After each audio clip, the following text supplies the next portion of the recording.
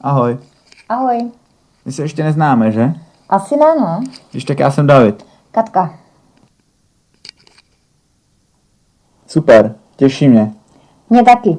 Chodíš sem často? Ne, dneska jsem tady poprvé, tak jsem ráda, že jsem se s někým seznámila. A ty? Já sem chodím každý týden, vždycky v neděli. A vždycky v takhle od 8 večer. Je to tady super. A odkud jsi? Bydlím tady kousek, za Prahou. Kde? Brandy s Nadlabem, znáš to? Hele, vůbec. Je to asi půl hoďky autem. A ty jsi odkud? Přímo z Prahy, mám to sem 5 minut. 5 minut pěšky? Jo, pěšky, proto jsem tady tak často. A co děláš jinak? Ještě studuješ? Jo, ještě studuju. Fildu, tady na Karlovce. A co? Psychologii.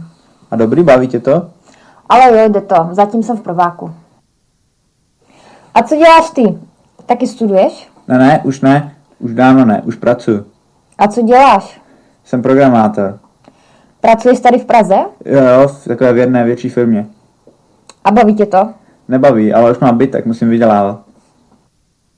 Hele, nezajdem si někam sednout, popovídat? No, já zrovna dneska docela spěchám. A zítra?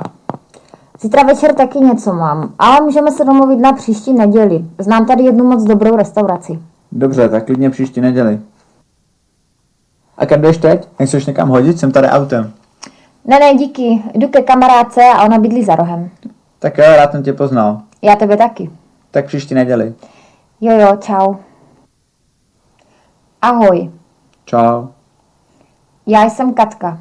A já jsem David. Odkud jsi? Jsem z Prahy. Co děláš? Jsem student. Těší mě. Mě taky.